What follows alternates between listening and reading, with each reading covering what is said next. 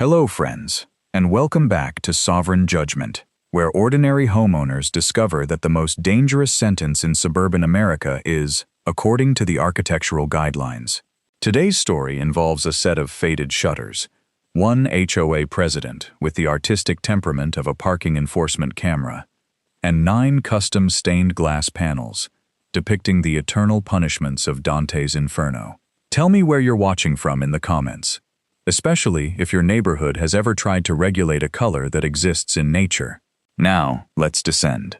The envelope arrived at 9:17 on a Tuesday morning, wedged into my mailbox with the physical confidence of a legal threat and the emotional warmth of a dead battery. It was cream-colored, embossed with the silver oak tree logo of the Briar Glen Estates Homeowners Association, and thick enough to suggest either a wedding invitation or financial ruin.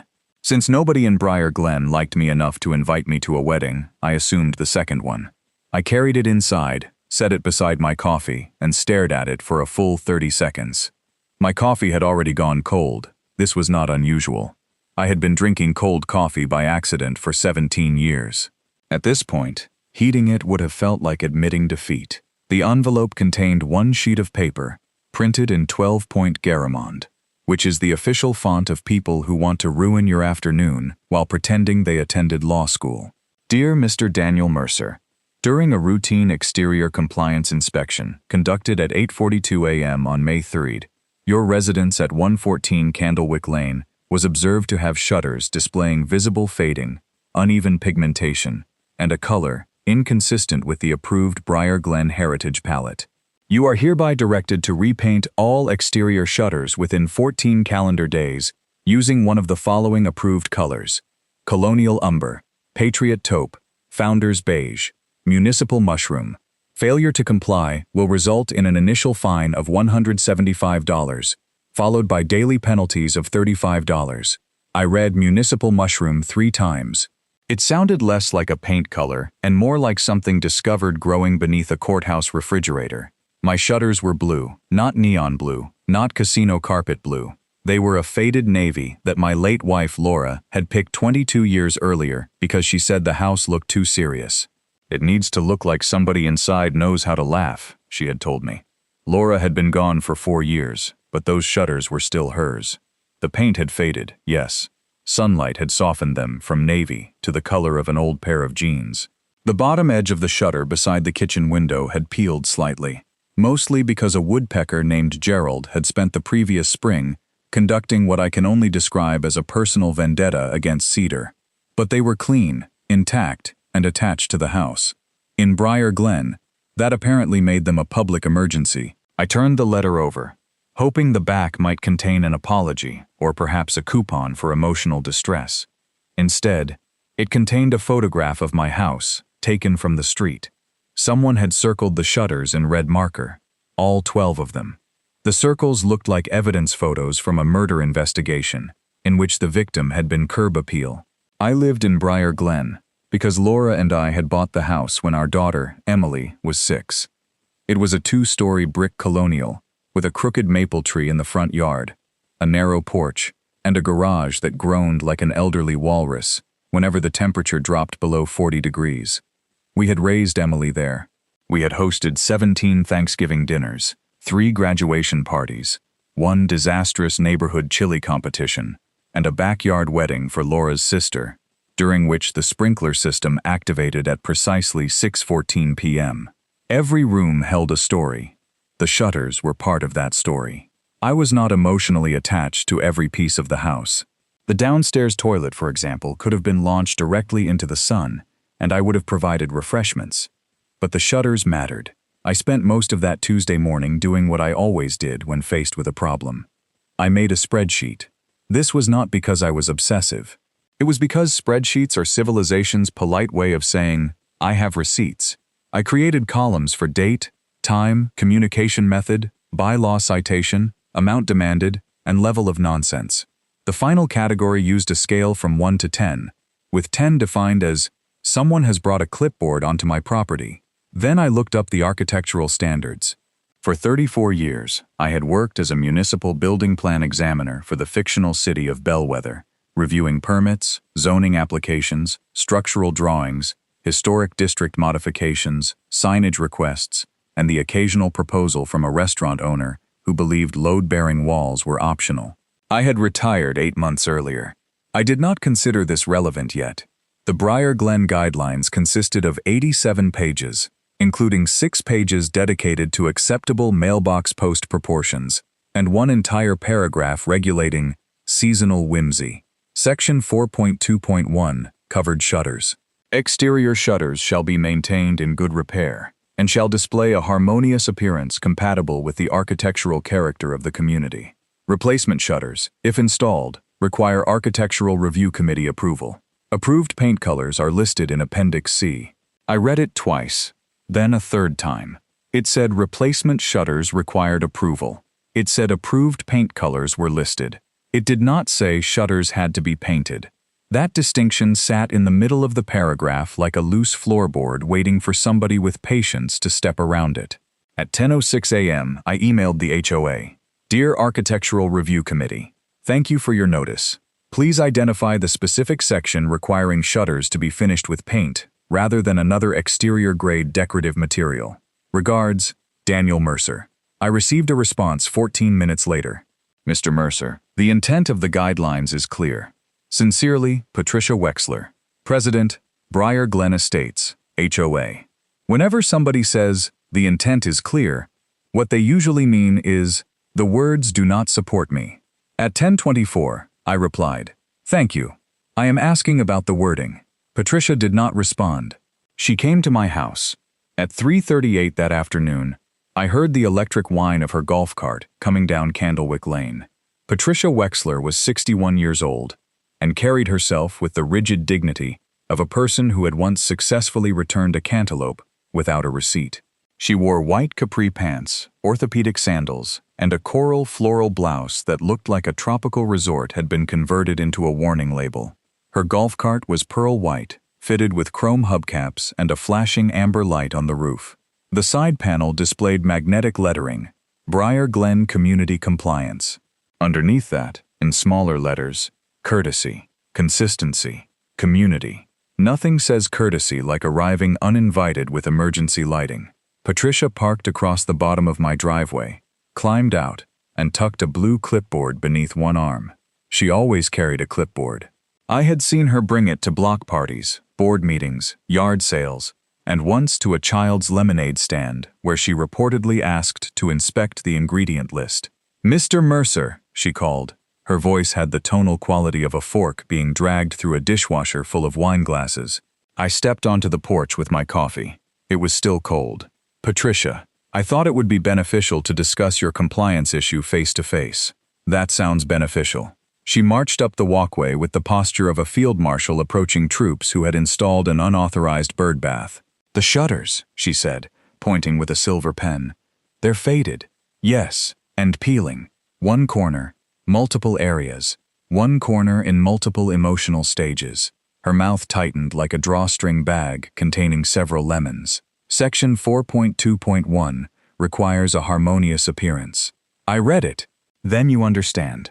I understand that replacement shutters require approval, and approved paint colors are in Appendix C. Correct. But where does it say the shutters must be painted? She blinked. It was a small blink, but it contained the first detectable tremor in the foundation of her authority. The shutters are currently painted. They are. So repainting is the natural remedy. Natural to whom? To any reasonable person. Is that in Appendix C? Her clipboard shifted against her hip. Mr. Mercer, the board is not interested in word games. Neither am I. I'm interested in the rule. The rule requires harmony. Music requires harmony. This appears to require maintenance. She inhaled slowly through her nose like a vacuum cleaner encountering a sock. You have 14 days. I may replace them. Replacement shutters require prior approval. I know. And they must remain architecturally appropriate. I saw that too. They must also comply with the approved palette. The paint palette? The community palette. Those are different nouns. Patricia raised the clipboard to chest level, which I had learned was the HOA equivalent of a rattlesnake lifting its head. Section 9.7 grants the board broad discretion to preserve property values. Broad discretion isn't unlimited discretion. It is when the board votes unanimously. That's not how limits work. Her smile appeared suddenly, stretched thin and bright like plastic wrap over spoiled potato salad. You are welcome to appeal at the next board meeting. When is that?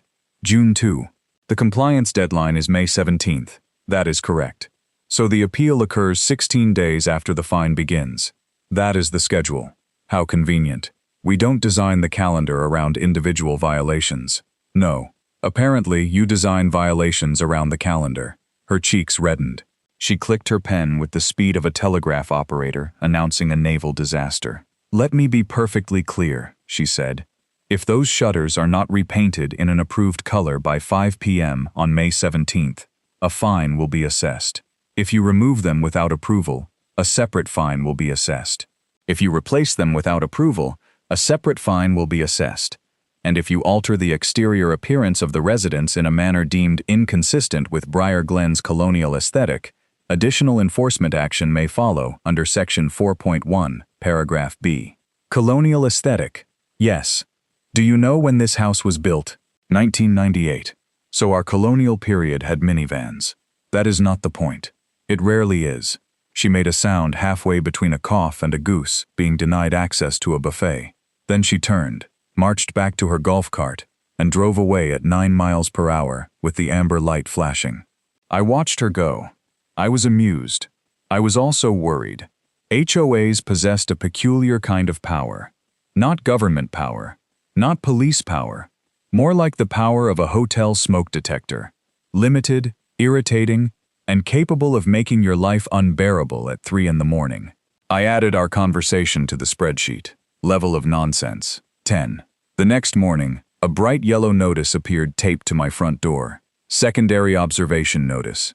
Apparently, while inspecting my shutters, Patricia had noticed that my garden hose was improperly visible from the street. The hose was visible for approximately 16 inches between the spigot and a storage box. The fine was $50. I moved the hose. 2 days later, I received another letter informing me that my trash bin had remained curbside until 7:11 p.m. on collection day. The rules required removal by 7 o'clock. Fine. $25. At 7:11 that evening, I stood in the driveway looking at the empty space where the bin had been, trying not to picture Patricia crouched behind a hydrangea with a stopwatch. By May 10th, I had received 4 notices.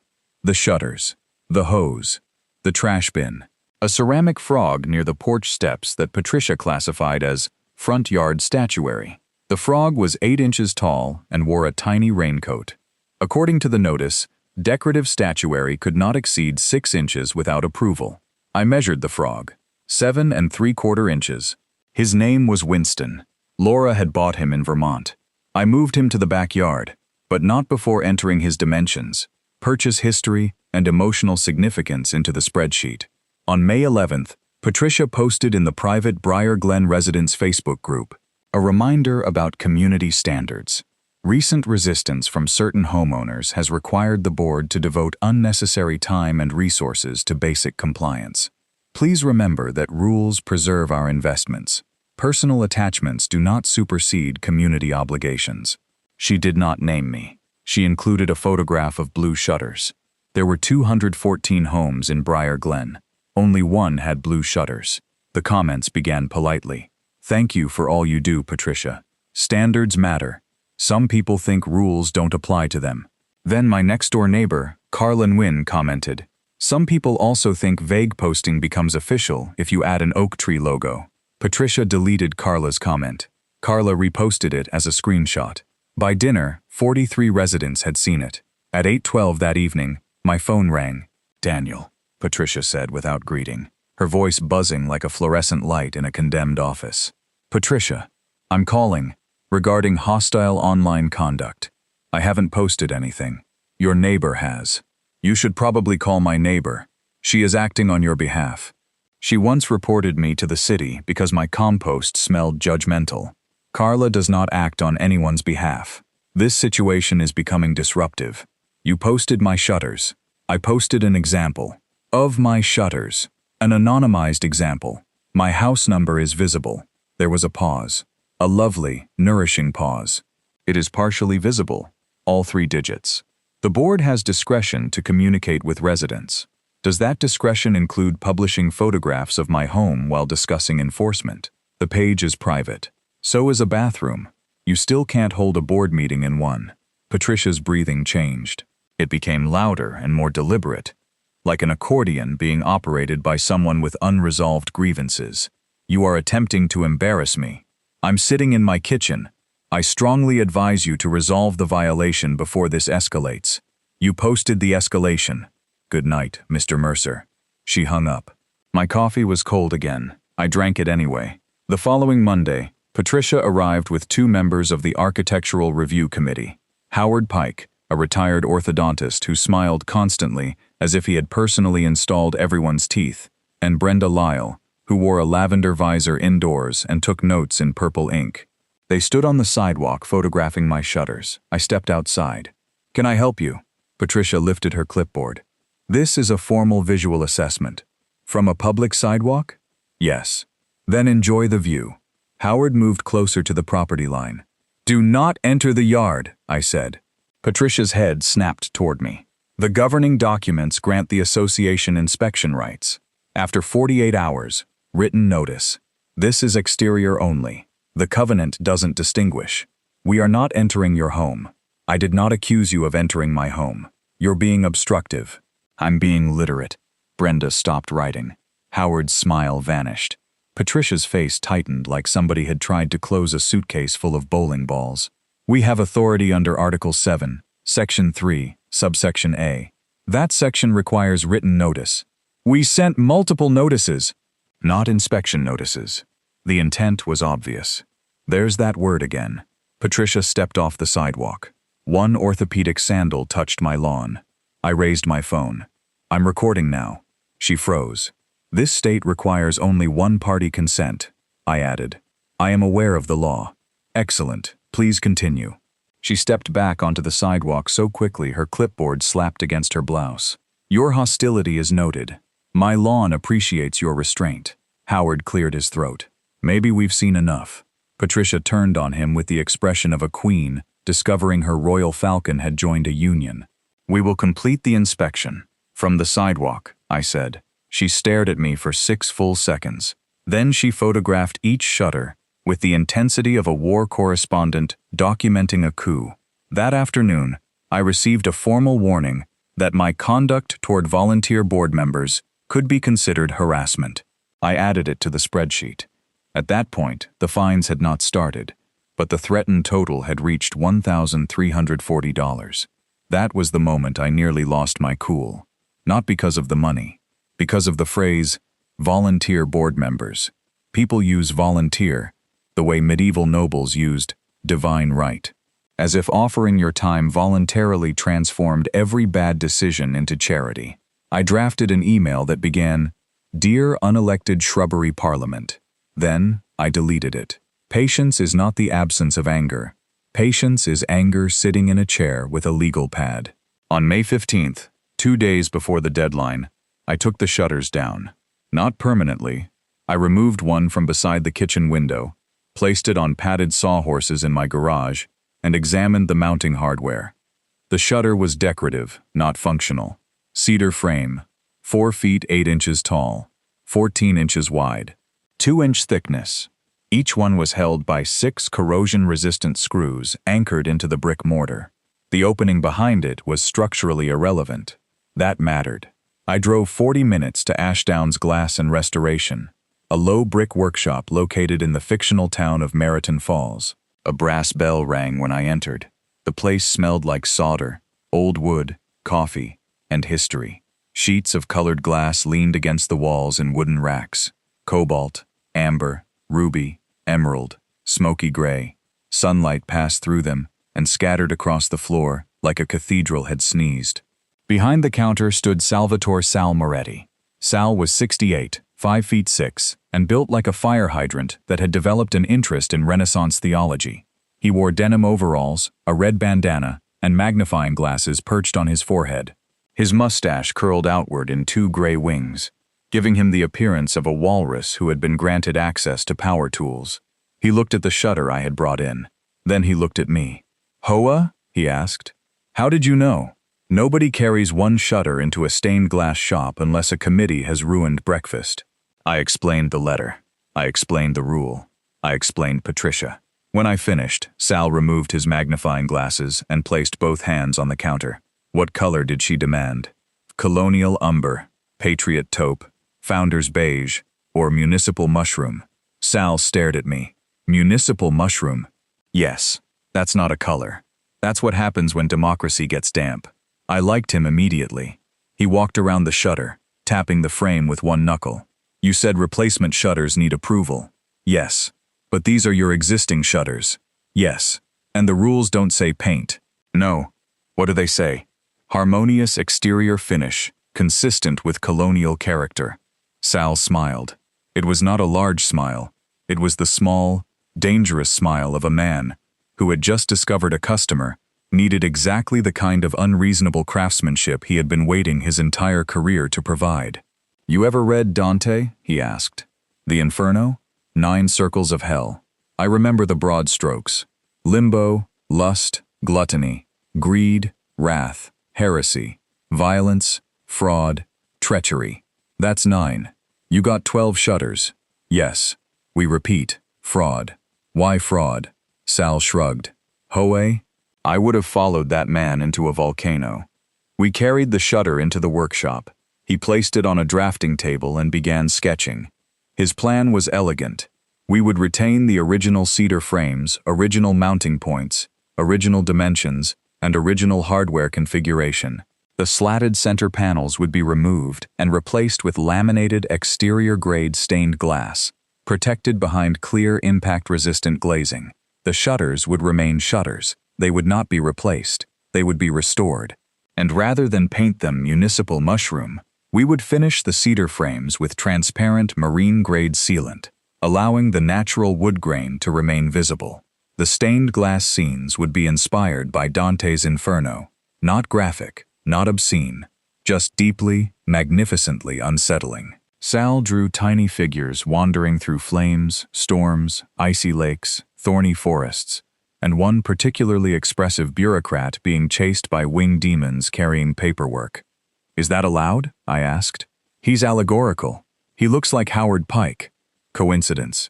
He has Howard's exact glasses. Art is mysterious. Sal estimated the project at $18,760. I stared at the number. That is considerably more than paint. Paint doesn't last 300 years. I'm 63. Then your shutters will win. I could afford it. Laura's life insurance had been untouched except for Emily's graduate school tuition, and I had been planning to renovate the kitchen. The kitchen could wait. The cabinets had survived the Reagan administration. They could endure Patricia Wexler. Still, before I spent nearly $19,000 turning my house into an illustrated warning against sin, I needed certainty. The next morning, I called my former colleague, Evelyn Price. Evelyn was the current Chief Preservation Officer for Bellwether County, a narrow woman with silver hair, red glasses, and the unnerving ability to identify 19th century mortar composition by smell. We met at my house at 7:30 a.m. She examined the shutters, the brick, the mounting system, and Sal's preliminary drawings. "You're keeping the frames?" she asked. "Yes." "Same dimensions?" "Yes." "Same mounting points?" "Yes." "Adding illuminated elements?" "No." "Moving parts?" "No." "Advertising?" "No." "Religious display?" "Literary." She looked over her glasses. "Daniel, this depicts people being frozen in a lake. Symbolically." "Of course." She reviewed the HOA covenants, the county building code, and the municipal design ordinance. Then she smiled like a librarian finding a typo in a dictator's manifesto. "The HOA can regulate replacement shutters," she said. "They can regulate paint colors. They can enforce maintenance. But this is restoration with decorative glazing. No county permit is required because the panels are non-structural, under 6 square feet each, and mounted within existing architectural features. So it's legal. Completely. HOA approval? Not under their own language. Could they claim it violates community harmony?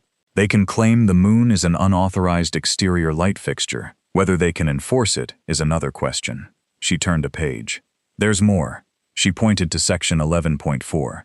Any enforcement action involving architectural expression must be applied uniformly and must identify an objective standard capable of consistent application. Dante isn't in the approved standards, I said. Neither is an objective prohibition against him. So they would need to explain, in measurable terms, why eternal torment is less harmonious than municipal mushroom. Precisely. I poured her coffee. She took one sip and frowned. This is cold.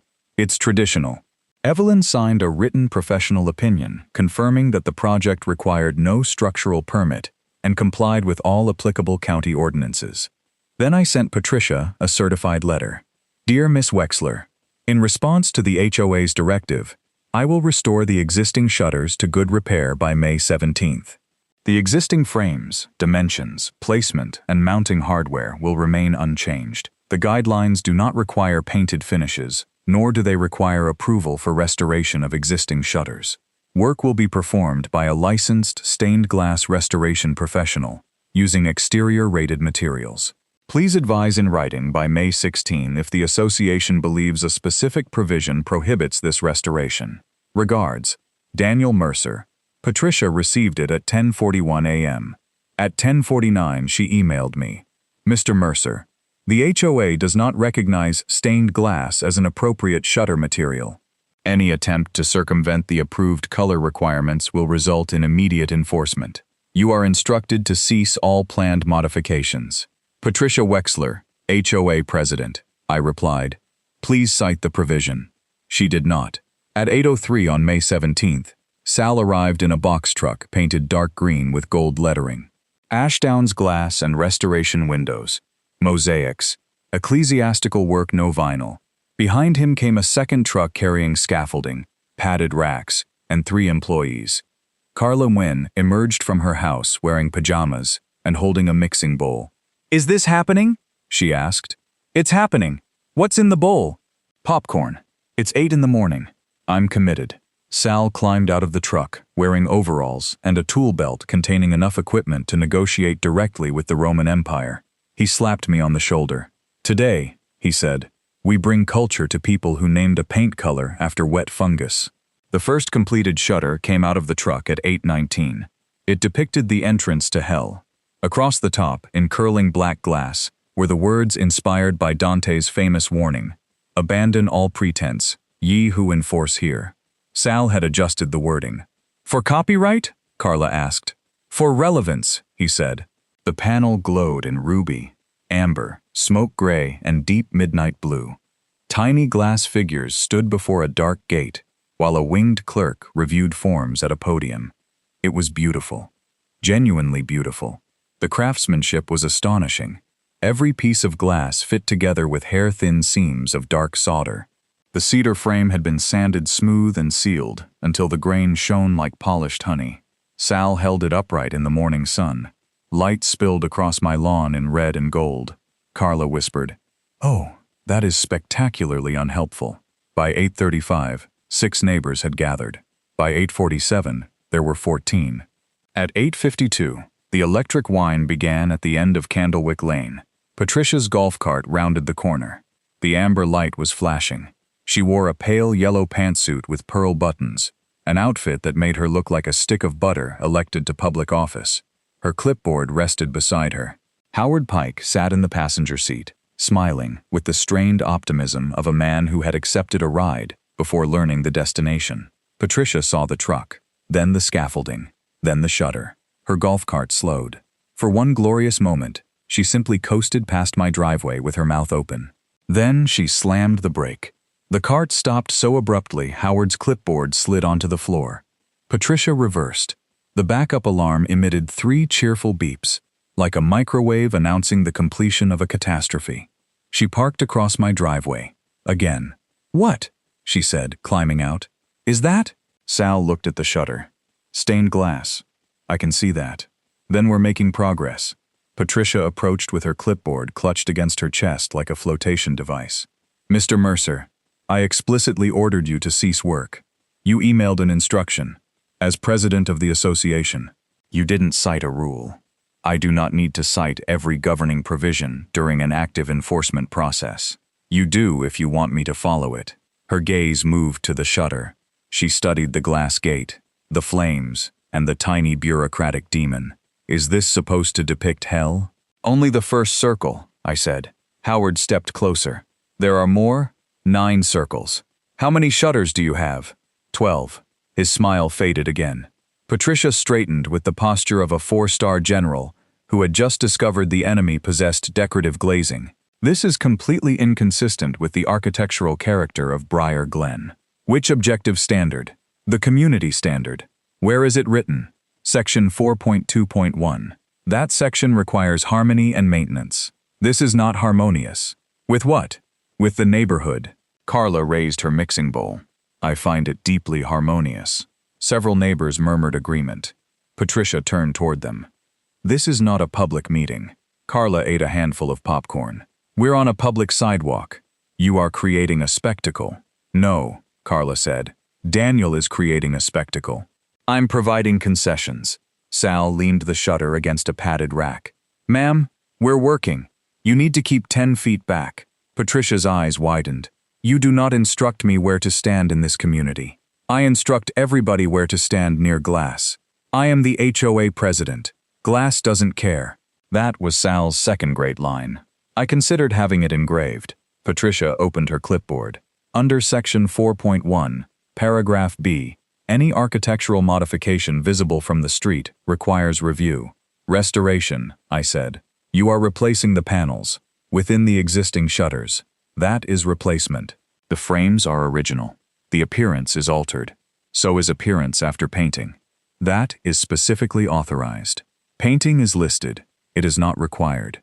She pointed her pen at me like a tiny silver bayonet. You were directed to repaint. You demanded maintenance. I demanded approved colors. The approved colors are paint colors. Yes.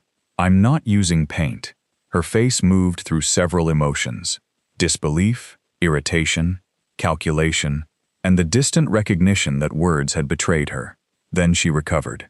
We will fine you. Send it in writing. We will. Cite the rule. We will. Objectively. We will. Sal checked his watch. You done? Patricia rounded on him. No, I am not done. We charge by the hour. This project is unauthorized. Sal looked at me. Is she paying? No. He looked back at Patricia. Then she's done. The crowd laughed. Patricia's cheeks turned the color of the glass flames. She retreated to the golf cart and pulled out her phone. At 9:14, the first shutter went up. At 9:36, the second joined it. Circle 2 depicted souls whipped through a violent storm, their robes and paperwork spinning around them in cobalt glass. One tiny figure clung to a clipboard. Circle 3 depicted gluttony beneath a freezing rain of coupons, casserole dishes, and neighborhood newsletter inserts. Circle 4 depicted hoarders and spendthrifts pushing enormous golden lawn ornaments toward one another. Circle 5 showed the wrathful fighting, in a muddy marsh, beneath a sky the color of an overdue notice. Every panel contained some small suburban detail. A golf cart, a clipboard, a laminated pool pass, a trash bin left curbside 11 minutes late. By noon, the front of my house looked like a medieval cathedral had entered a zoning dispute. Sunlight passed through the panels and cast colored patterns across the brick. Children stood on the sidewalk searching for hidden objects. Adults took photographs. Someone brought folding chairs. At 12:18, Patricia returned in her Lexus. Not the golf cart. The Lexus was white, spotless, and polished so brightly it looked afraid of weather. She parked directly in my driveway. A second vehicle pulled in behind her. A Briar Glen security SUV driven by Martin Sloan, a retired mall security supervisor whose uniform included a gold badge reading Community Safety Liaison. Martin climbed out slowly. He was shaped like a filing cabinet wrapped in navy polyester and moved with the careful authority of a man who had once asked teenagers to stop leaning near a fountain. Patricia strode toward me. I am issuing a stop work order. I looked at the paper. It had the HOA logo at the top and stop work in bold red letters. An HOA can't issue a stop work order, I said. We can halt unauthorized exterior alterations. You can issue a violation notice. This is a stop work order. Calling it that doesn't give it city authority. Martin adjusted his belt. Mr. Mercer, let's keep things calm. I'm calm. He's been antagonistic all morning, Patricia said. Sal, standing on the scaffolding, called down. He offered us lemonade. Patricia ignored him. You are required to stop immediately while the board conducts an emergency review. When is the review? Tomorrow. The deadline you imposed is today. The deadline is suspended. In writing? This document constitutes written notice. It says stop work. It does not suspend the compliance deadline. It obviously does. Intent again? Her eyes narrowed. Martin read the paper. Then he looked at Patricia. Do we have authority to stop contractors? We have enforcement authority. That's not what I asked. Martin, you work for the association. I patrol the association. You enforce board directives. I call the police when somebody steals patio furniture. Patricia's mouth opened and closed like a koi, encountering a mortgage application. At 12:26, she called the police herself. Officer Leonard Briggs arrived at 12:41. I knew Leonard by sight. Everyone in Briar Glen did. He was 53, broad-shouldered, permanently tired, and wore his uniform with the resigned dignity of a man who had responded to 7 noise complaints involving wind chimes. He stepped out of his cruiser, surveyed the trucks, the scaffolding, the crowd, Patricia, Martin, and 6 stained glass circles of hell glowing across my house. He closed his eyes briefly. Then he approached. Who called? I did, Patricia said, raising her clipboard. Leonard looked at it. Of course. This homeowner is conducting unauthorized construction and refusing a lawful stop work order. Leonard looked at me. Construction, restoration of decorative shutters. He looked up. Circle 6, heresy, was being installed above the dining room window. It featured flaming tombs and a tiny brass plaque reading Arc Minutes Archive. Leonard stared at it. Those are shutters? Existing frames. Do they open? They never opened. So decorative. Yes. He turned to Patricia. Is there a city stop work order? This is an HOA order. That is not a city order. We have contractual enforcement authority. Then enforce the contract. I am asking you to enforce it. I enforce laws. He is trespassing against community standards. Leonard looked at the ground. He lives here. His contractors are trespassing. Sal called from the scaffolding. We were invited. Leonard looked back at Patricia. They were invited. They are disturbing the peace. At that exact moment, nobody spoke. A bird chirped. Somewhere down the street, a lawn sprinkler clicked. Carla crunched popcorn. Leonard waited. Patricia's expression hardened. This display is inflammatory. Is it threatening anyone? It portrays eternal damnation. Leonard looked at Circle 4. Is that a man pushing a gold flamingo? Greed, I said. He nodded. Seems rough, but legal. Patricia thrust the stop work paper toward him. Officer, Section 4.1, Paragraph B of our governing documents clearly states, Ma'am, Leonard said, I'm going to stop you there. Her chin lifted. I have not finished. I know. He is violating the covenants. That's civil. He refuses to obey. That's still civil. This neighborhood has standards. Also civil. He is deliberately provoking me. Leonard looked at me. Are you deliberately provoking her? I am restoring my shutters by her deadline. Leonard looked at the stained glass flames, then at Patricia, then at the crowd. Finally, he said, This is a civil disagreement involving decorative hell. He handed the paper back. I'm leaving before it develops zoning. That should have ended the matter. It did not. Patricia spent the rest of the afternoon circling the block. Every 20 minutes, her Lexus passed my house at approximately 8 miles per hour. At 2:07, she photographed the workers. At 2:28, she photographed the truck license plates. At 2:51, she photographed me drinking cold coffee on the porch. At 3:16, she stopped beside the curb and announced through the open passenger window, The board will hold you personally liable for all legal expenses. Put it in writing. At 3:37, she returned and shouted, You're destroying property values. Sal shouted back, We're using lid-free solder. At 4:02, she parked at the corner and remained inside the Lexus with binoculars. The binoculars were unnecessary. She was 112 feet away. At 4:44, The final shutter was ready. Circle 9. Treachery. The panel showed a frozen blue lake beneath a black sky. Figures were trapped in the ice while a three-faced beast loomed in the distance. One of the figures held a clipboard above the surface. Sal had made a creative choice. The clipboard contained the words, Section 4.2.1. At 4:51, Patricia came marching up the driveway. She had abandoned the Lexus at the curb. Her yellow jacket was unbuttoned. Her hair had loosened in the humidity. She moved like a woman pursuing the final available rotisserie chicken during a power outage. "You will not install that panel," she said. Sal, standing on the ground, held it upright between two padded braces. "It's 4:51, I said. "The deadline has not expired." "Correct. I am ordering you to stop. You've done that. This is your final warning. You've said that too." She stepped closer to the panel. Sal raised one hand. "Stay back from the glass. I have authority to inspect. From 10 feet. I am not standing 10 feet away. You should. This is common property enforcement. My driveway is not common property. Association representatives have inspection rights. After written notice. I gave notice. For tomorrow." Her face twisted like a deck chair folding in a hurricane. "I am inspecting it now." I held up my phone. "You're being recorded. I do not consent. You don't need to." She stepped around Sal. He moved to block her path without touching her. "Ma'am, glass. Move." "No, I am the president of this association. And I'm the guy holding 42 pounds of colored glass." Patricia pointed at the panel. "This is defamatory." "Of whom?" I asked. "Of me." Nobody said anything.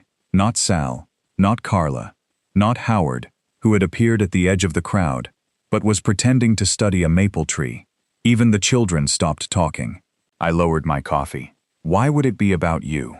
Patricia's eyes shifted toward the tiny frozen figure. The one holding the clipboard marked Section 4.2.1. "It clearly depicts me. It's a generic sinner. It has my hairstyle. Lots of sinners have bobs. It has my clipboard. Clipboards are common." It cites the section I used. Dante was remarkably specific. Several people laughed. Patricia's breathing accelerated. "This is harassment. This entire project is a targeted personal attack. You designed it to humiliate me because I enforced the rules. That's not what Sal's invoice says." "I don't care what the invoice says." "You should. It says Dante Restoration Series. You are making a mockery of the board." "No," Carla said from the sidewalk. "He's making stained glass." The board brought its own mockery. Patricia turned sharply. Her heel caught the edge of the padded mat beneath the panel rack. She windmilled both arms. The clipboard flew from her hand. It struck the side of the golf cart she had apparently driven back during my last conversation, hit the horn, and became wedged between the steering wheel and the seat. The horn began blaring continuously. Patricia stumbled backward into a folding lawn chair. The chair collapsed beneath her with the swift betrayal of a political ally during a subpoena. She did not fall hard. She descended in stages. Dignity, jacket, elbows, then visor. Her legs remained pointed upward for one astonishing second. The golf cart horn continued screaming. Nobody moved.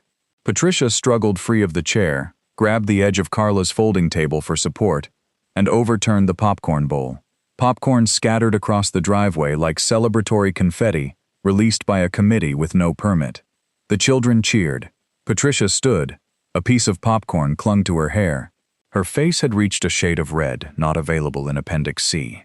"You did that deliberately," she shouted. "I was standing 6 feet away.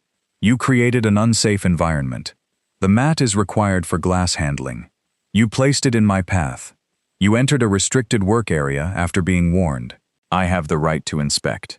You said that on camera." She froze. Behind us, a car door closed. Officer Leonard Briggs walked up the driveway. Apparently one of the neighbors had called when the horn began. He looked at Patricia. He looked at the collapsed chair. He looked at the popcorn. He looked at Circle 9. Then he walked to the golf cart and pulled the clipboard loose from the steering wheel. The horn stopped. The silence afterward felt like the end of a weather emergency. Leonard held out the clipboard. "Ms. Wexler," Patricia snatched it. "This man created a hazard and caused me to fall." Leonard looked at me. "I have video," I said. "So do I," Carla said. So do about 12 other people, Howard added quietly. Patricia spun toward him. You are on the board. I'm aware. Then act like it. Howard's smile returned, but this time it had changed. It looked less like orthodontics and more like courage arriving late to a meeting. I think I am. Patricia stared at him. He continued. You entered the work area after being told not to. You called the police twice, over a covenant dispute. You posted Daniel's house online. You issued a document titled Stop Work Order, when we have no authority to issue one. I acted to protect the community. You acted without a board vote, the crowd murmured. Patricia's grip tightened around the clipboard. The president has emergency discretion. Under Section 2.6, Howard said. Only for threats to life, safety, or common property. This is a safety threat. You walked into it. Patricia looked around. Every phone was pointed at her. Every witness had heard her claim the panel depicted her. Every witness had heard her admit she entered the work zone deliberately. And every document in her clipboard had been created by her. She had demanded the shutters be restored by 5 o'clock. She had refused to cite a rule requiring paint. She had issued an unauthorized stop work order. She had entered after being warned. She had identified herself as the clipboard-holding figure frozen in the 9th circle of hell. I could not have arranged a better collapse if I had hired a choreographer. Leonard rubbed his forehead. Is anyone injured? No, Patricia said. Is anything damaged? My dignity, Carla whispered. I pretended to cough. Patricia pointed at me. I want him cited. For what? Harassment, unsafe conditions, defamation, disorderly conduct. Leonard looked at Circle 9. Does the glass say your name? No. Does it show your address? No. Does it accuse you of a crime? It implies moral corruption. That's not a police matter. She designed this to provoke me. He warned you not to enter. I had authority. That's a civil issue. Everything is a civil issue to you. Leonard stared at her with the exhausted calm of a man whose soul had left the building, but whose pension remained. Then he said, Ma'am, you tripped over safety equipment while trying to inspect a picture of hell that you decided was about you. He turned toward his cruiser. I cannot improve this situation. At 4:59 p.m., Sal installed the final screw. The job was complete. At 5 o'clock, I stood on the sidewalk beside Patricia, Howard, Carla, 17 neighbors, and one extremely tired police officer. The 12 stained glass shutters glowed in the late afternoon sun. The entire front of my house burned with color. Red flames danced across the brick. Blue storms curled beside the windows. Golden figures pushed their burdens. Frozen souls shimmered in deep cobalt glass. The wood frames looked rich, clean, and perfectly restored. Not one shutter was faded. Not one corner was peeling. I checked my watch. Deadline met, I said. Patricia stared at the house. Her face emptied. For the first time since I had known her, she had no sentence ready. Sal packed his tools. Carla handed me the remaining popcorn. Howard removed his HOA lapel pin and placed it in his pocket. 3 days later, the board fined me $7,500. The notice listed 12 counts of unauthorized architectural alteration at $500 each, 1 count of failure to obey a board directive for $1,000, and 1 count of deliberate aesthetic hostility for $500. Deliberate aesthetic hostility was not in the covenants. I checked. Twice. I appealed.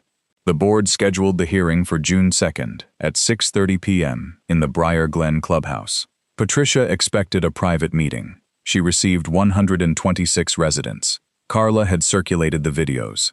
Not publicly, only within the HOA's official resident portal, where Patricia herself had previously insisted all community-relevant documentation belonged.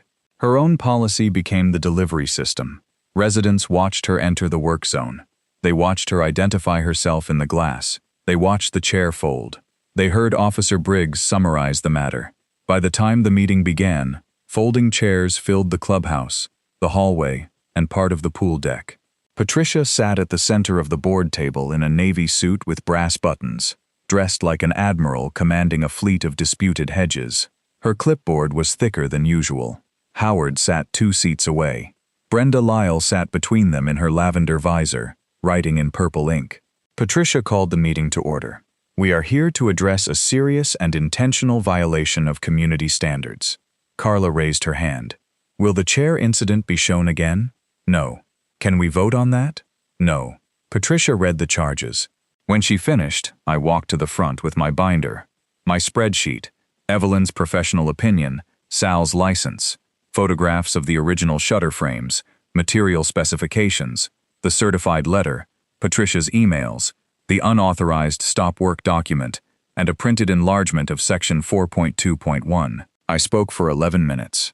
I did not raise my voice. I explained that I had maintained the shutters. I explained that I had retained the original frames. I explained that no permit was required. I explained that the guidelines regulated approved paint colors but did not require paint.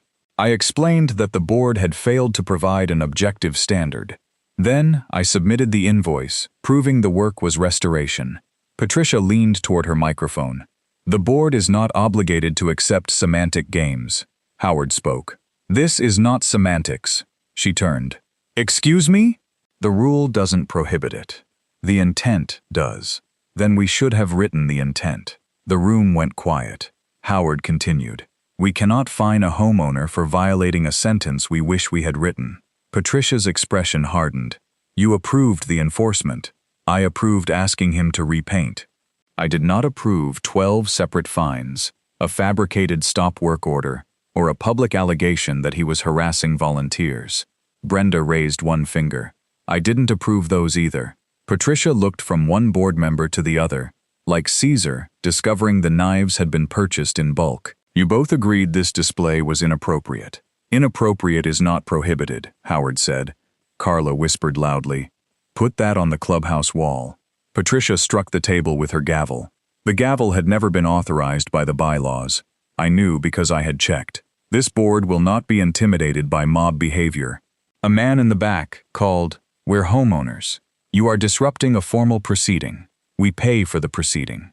Patricia struck the gavel again. The head came loose, bounced once on the table, and rolled into Brenda's lap. The room erupted. Brenda picked it up, examined it, and wrote something in purple ink. Patricia closed her eyes. I almost felt sorry for her. Almost. Then she made her final mistake. She reached for the microphone and said, The board has broad authority to make examples of residents who challenge enforcement. The laughter stopped. I looked at Howard.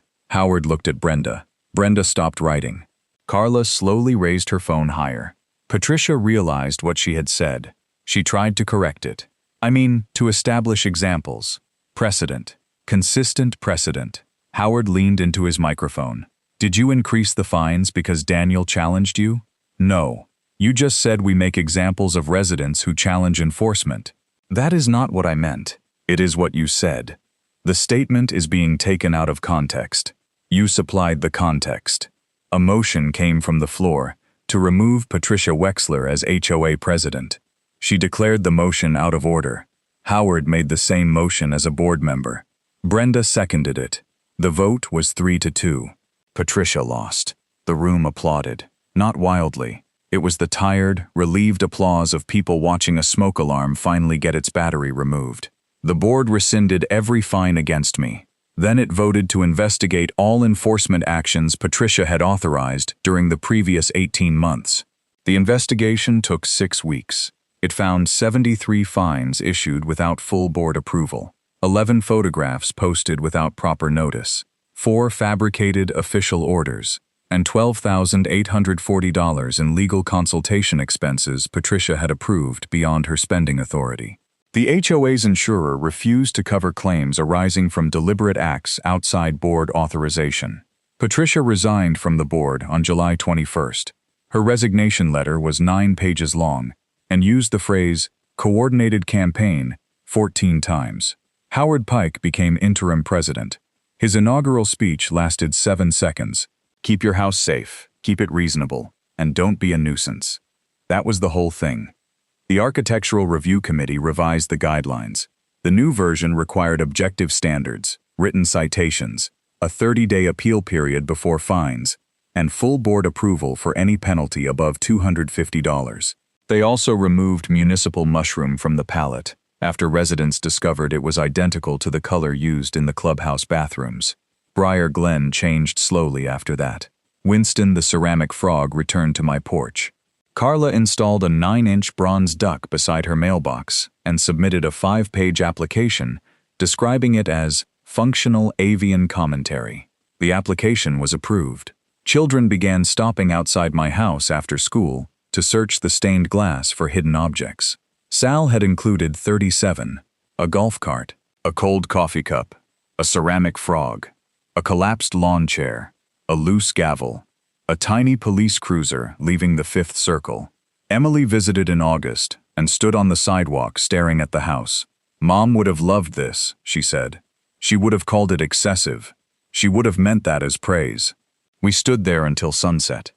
The glass turned darker as the light faded, the reds deepening, the blues cooling, every strange little figure settling into shadow. The shutters were no longer the ones Laura had chosen, but the frames were still there. The house still looked like somebody inside knew how to laugh. Patricia listed her home in September. She sold it for $41,000 below asking price and moved to a downtown condominium called the Meridian, where the windows were controlled by the building and residents were forbidden from altering anything visible from the street. I heard she joined the condominium landscaping committee. Some people do not escape their nature. They simply find taller buildings. As for my shutters, they remain in perfect condition. Every spring, Sal visits to inspect the seals, drink coffee he describes as legally deceased, and add one tiny new detail to the glass. Last year, he placed a yellow pantsuit beside the frozen lake. This year, he added a clipboard floating just beyond reach. So tell me in the comments, what would you have put on those shutters? If this descent through suburban bureaucracy made you laugh, tap like, subscribe, and join us again here at Sovereign Judgment. Patricia demanded harmony, and I gave her all 9 circles of it.